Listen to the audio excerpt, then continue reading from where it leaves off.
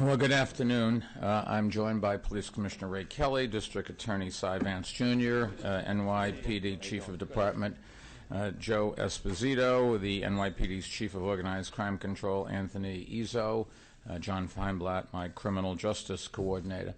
Commissioner Kelly will introduce other members of the NYPD who are also present, but I just wanted to say that today we're announcing the results of an undercover investigation that has broken up a major gun-running operation, one that flouted the law in acquiring guns out of state and then broke the law again by reselling those guns here. You can get a better illustration of the problem of illegal guns from what you see before me on this table. There's an awful lot of firepower here, and you can kill an awful lot of people with these weapons. More than 100 weapons, as a matter of fact, including the makes and models of guns commonly used in violent crimes in our city. Now, they haven't all been traced yet, but we know that many, if not most, were purchased in South Carolina and then found their way here. And many were in the hands of teenagers before the NYPD engaged in the very dangerous business of making the undercover gun purchases that got these weapons off the streets. We should all remember that New York today is the safest big city in the nation, and we're continuing to make our city even safer. Shooting incidents are down this year compared with last, and with only 11 weeks remaining in 2012, we've had fewer than 330 murders in this city, an 18% decline from a year ago. In fact, New York's murder rate is a fraction of that of many other major cities. Consider this: if we had Chicago's murder rate, we would have 830 more New Yorkers that have been murdered in our city so far. 830 more. Add that to 330. That's 1,160 murders we would have had instead of 330. Or if we had Philadelphia's rate, we would have had more than 1,000 new murders in addition to the 330. It would have been something like 1,350 murders. Or if we had Baltimore's murder rate, we'd have nearly 1,900 more murders. 1,900 more New Yorkers would have been killed than have been killed so far. Nevertheless, I think we all agree that one murder is one murder too many. And when, as happened in recent months, children at play died because of gunplay around them, our determination to stop such violence becomes even stronger. And that's why we employ every tool available to us, including legislation, litigation, and enforcement, to take illegal weapons out of the hands of those who should not possess them and get them off of our streets. The city has, for example, sued 27 out-of-state gun dealers who've been top sources of crime guns recovered in our city. 24 of those dealers have either settled or defaulted and have been put under 3-year court monitorships. The result, research has shown that the chance that the NYPD will recover a gun sold by one of those dealers has dropped nearly 84%. So it clearly works, and you clearly can measure it. And investigations like this one that we're talking about today are clearly critically important as well. In a few minutes, Commissioner Kelly and District Attorney Vance will describe that investigation in more detail, but before they do, let me just add this. Yesterday, a number of us here, including Commissioner Kelly, were at the police memorial wall in Battery Park City. It honors the officers who have given their lives protecting our city. An officer whose name added to the wall yesterday was Detective Peter Vygotsky, who was killed last December by a robber armed with an illegal handgun. Seeing these weapons that have been seized by the NYPD, I think gives me more hope that the lives of other police officers, as well as the lives of everyday New Yorkers, may have been saved as a result. And for that reason, I believe every New Yorker in every part of our city owes a debt of thanks to those involved in this investigation, particularly the officers who risked their own lives by going undercover to make the criminal cases that the Commissioner and the District Attorney will describe. And we can't thank those officers in person today. Obviously, doing that would put them in jeopardy. But we can say that their skill, determination, and bravery once again demonstrate why we call the officers of the NYPD our finest. So on that note, let me turn things over to Police Commissioner Kelly. Thank you, Mr. Mayor. You see over here on the right, members of our Firearms Suppression Division. They did a great job on this case, and we'll talk more about who specifically is involved in a moment. Over the last 24 hours, New York City detectives have executed 9 search warrants and arrested 13 suspects in East Harlem. 3 others are still at large. The suspects were responsible for the illegal sale of 129 guns. You see 100 of them displayed here.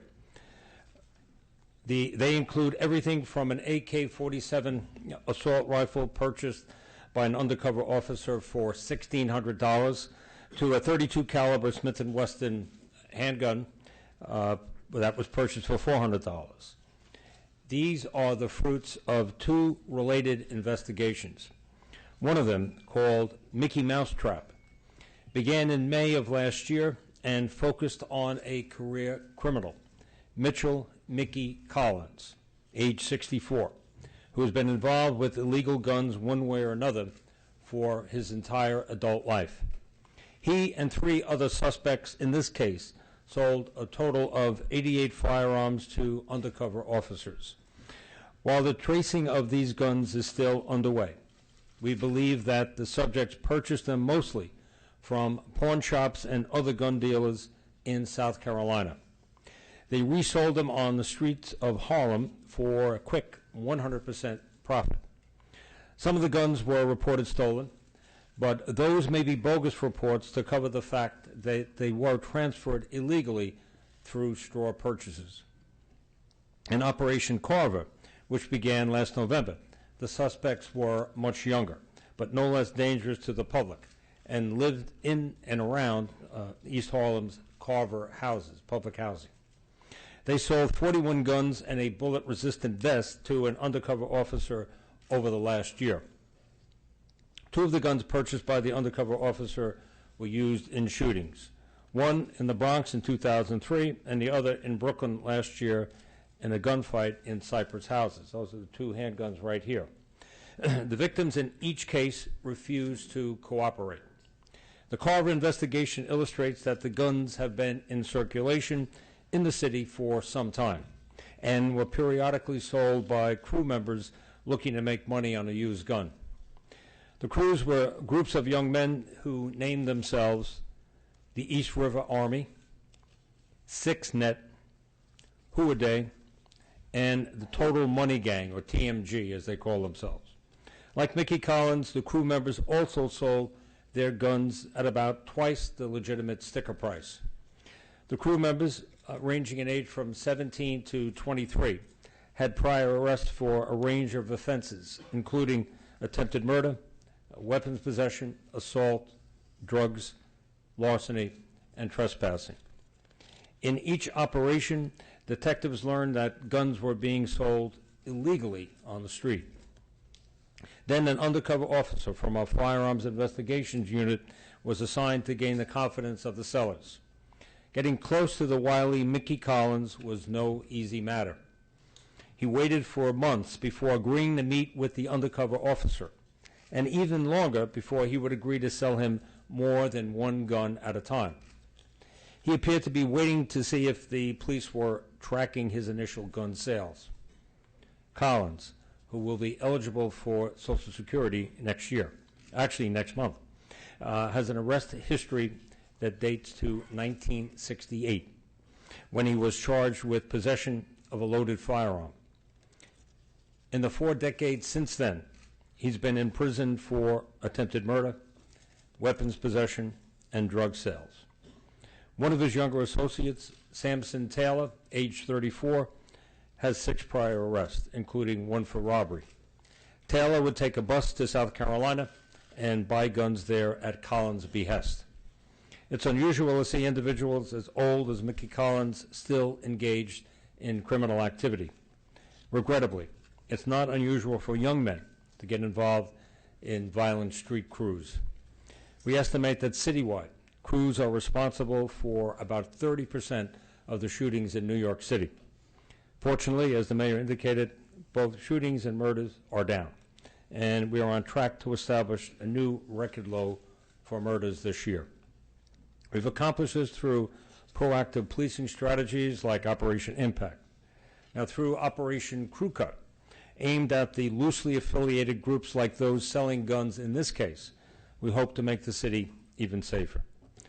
I want to commend the work of our Firearms Investigation Unit for their outstanding efforts in this case, particularly Deputy Inspector John Burke, who is the commanding officer of Firearms Suppression Division.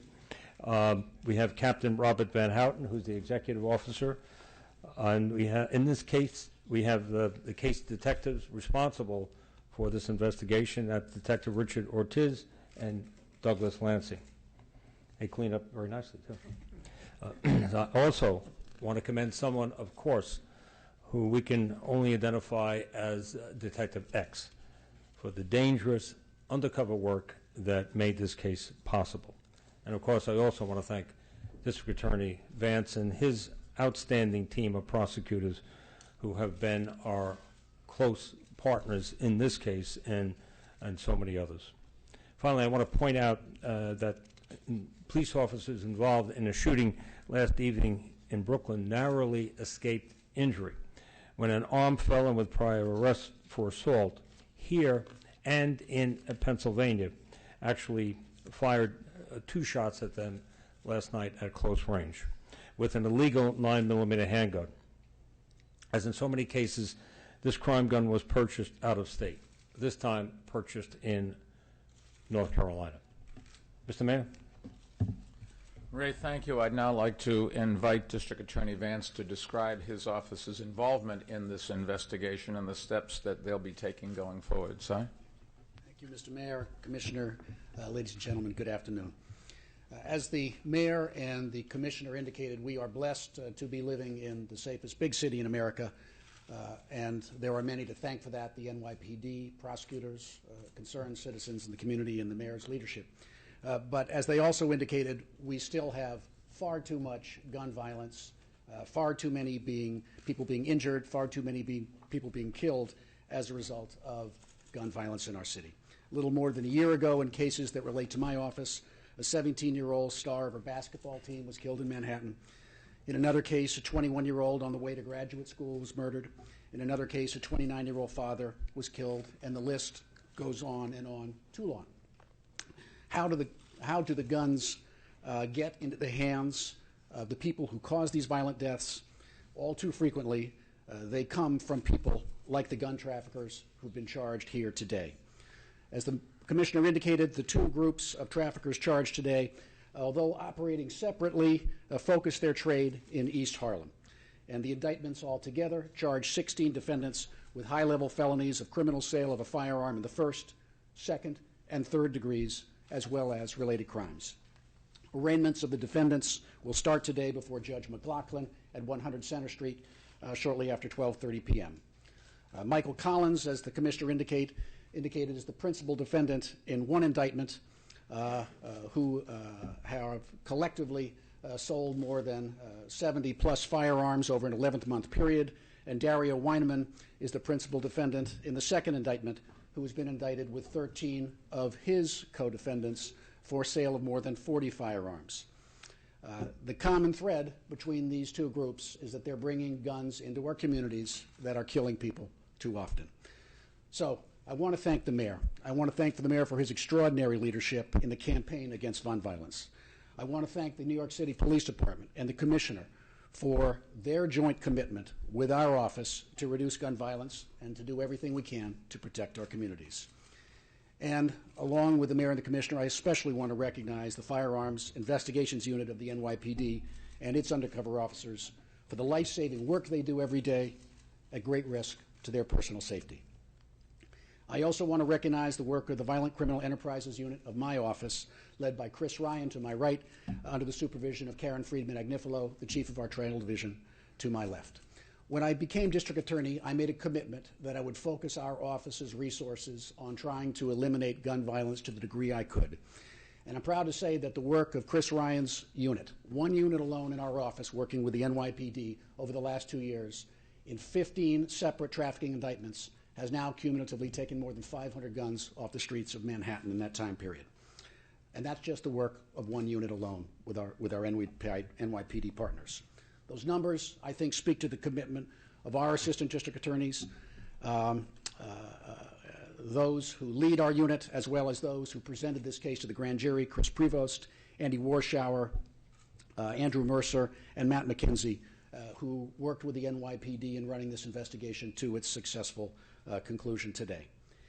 Ladies and gentlemen, every child on every block of every neighborhood has the right to walk to school without worried about being shot or killed. But week after week, we see too many people being shot and killed. And too often, I know the Commissioner and the Mayor and I have to speak with parents of children who have been murdered. And recently, in my case, the mother of Cheyenne Baez, Lisa Baez, whose daughter was murdered in East Harlem a little more than a year ago. So today's case represents one of our most significant gun traffic investigations in Manhattan in recent history, both in terms of the number of traffickers taken into custody and the number of guns removed from the streets. I think it speaks to the commitment of the NYPD, our office, and the Mayor to make sure that we are trying to minimize the kinds of difficult conversations that I talked about. No parent deserves to have their child shot and killed in Manhattan. No one deserves to lose a loved one. Our office is committed to work with the NYPD and the Commissioner going forward, and we're proud to do so. Thank you.